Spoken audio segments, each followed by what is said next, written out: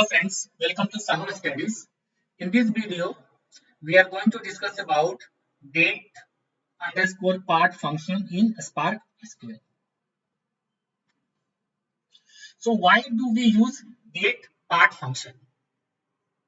Whenever there is a requirement to get year, month, week, quarter, day from a date, we can use date part function.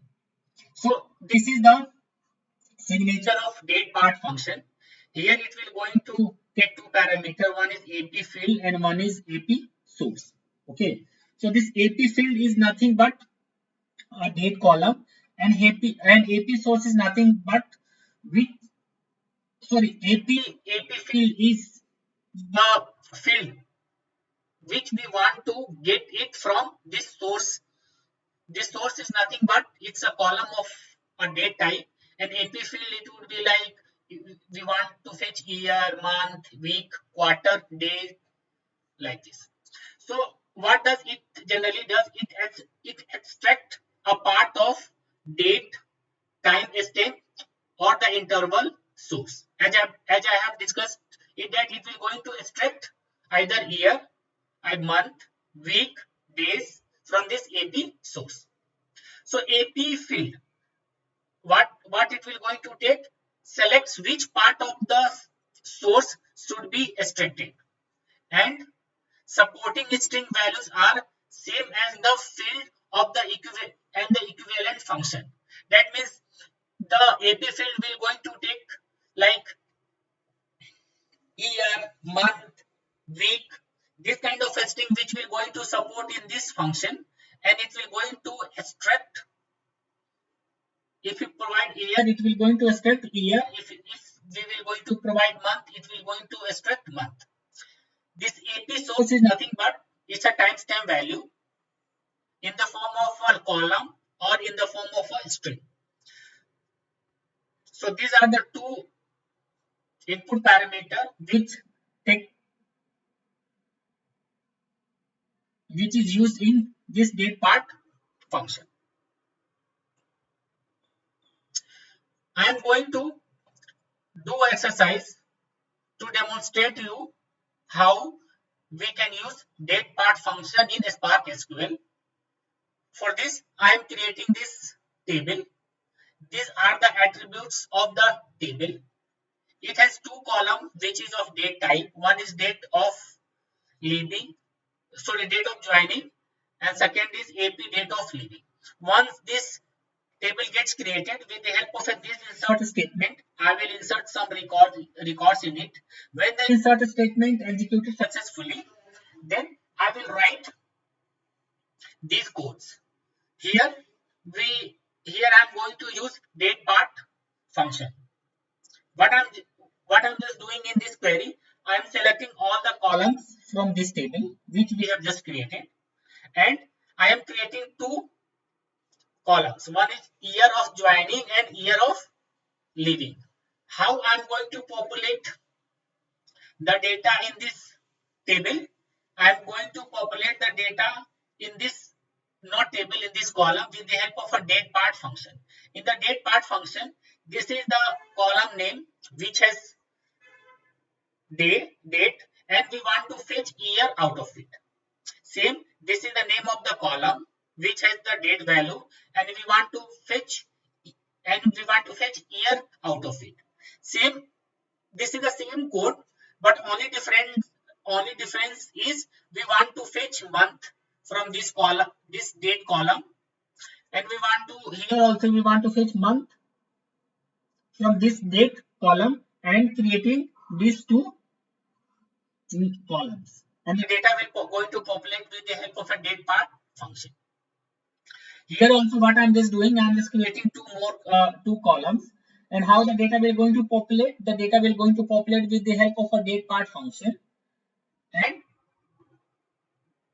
the value which we are supplying is week, and this is the column which is the date value. So from this date value, it will going to fetch number of weeks. Here also, this is the column which is the date value, and we are supplying week. So whatever the number of weeks this date has, it will going to extract that with this date function. Date part function will going to extract and it will populate this as a value in this column. Same here, we want day. So this is the day of year. So it will going to take the value of date which we are supplying with the help of this column, and it will fetch the it will fetch the number of days which is present in this date value. Here also it will going to extract the number of days from this date column, and we are creating these two columns. So let's do this exercise in Databricks. Let me create a notebook.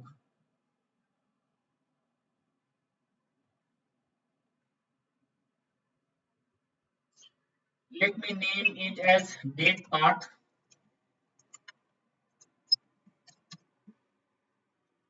So here we need to create table first, and we need to insert some records. So I have already created the scripts to save time. So this is the script to create the table. Let me copy it. Let me run this script.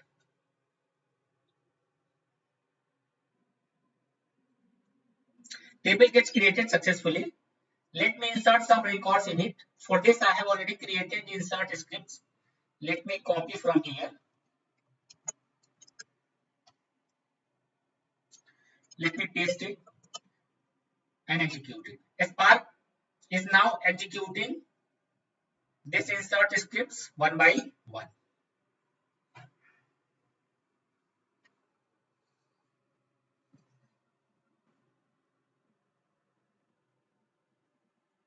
Okay, all the insert scripts has been executed successfully.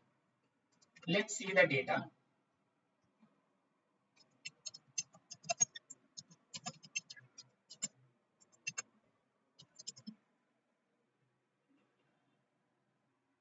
We can see this is the same data which we have inserted with the help of this insert statement. Now let's use the date part function, right? So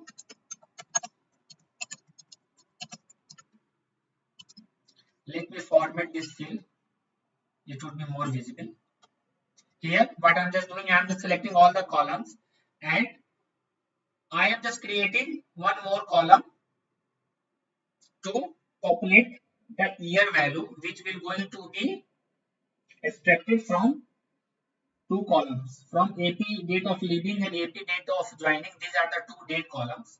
So how we are going to use it? Let's use this date part function. This date part function will going to take two it will going to take two arguments. One is which kind of value we are going to extract from the date. Here we are going to extract the year value, and the column name is AP date of joining. Let's rename is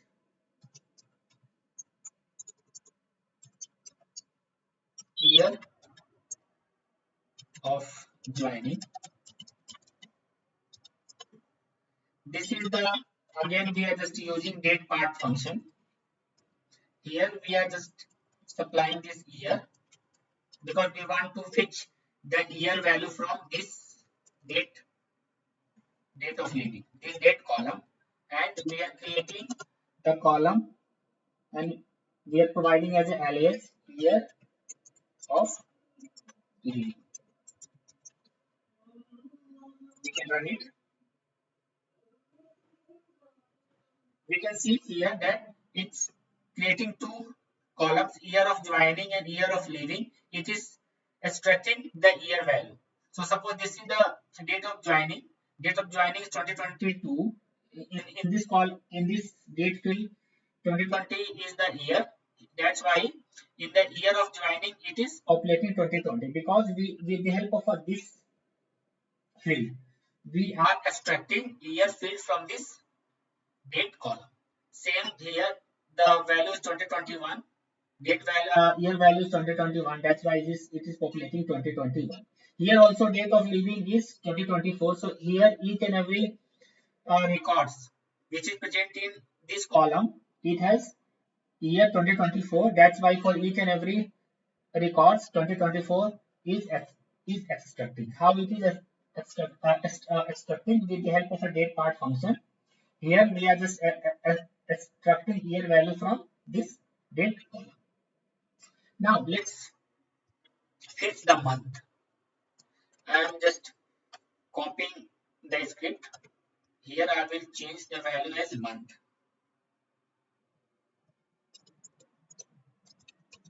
Month. Here also month. And let me just rename it as month of joining. And here also let me rename it month of joining, month of leaving. Let me run it. We can see here the value of month of joining is 2. Means here the month is 2. Here is 5. That's why here is 5. Here is 8. That's why here it is 8. In this it is populating by extracting the month value of date of leaving. So here the month is 1. That's why for each and every record the month is 1. That's why each and every record it is populating. Here is 1. Let me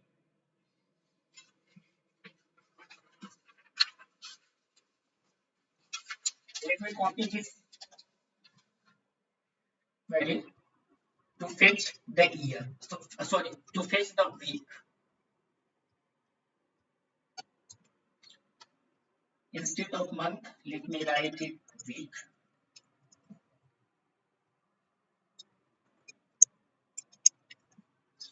Let me rename the alias.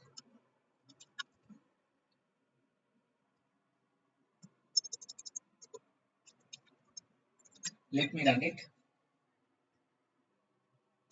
So this date falls in this week. This is the number of weeks it is calculating internally. This date falls in this week. This date is falls in this week.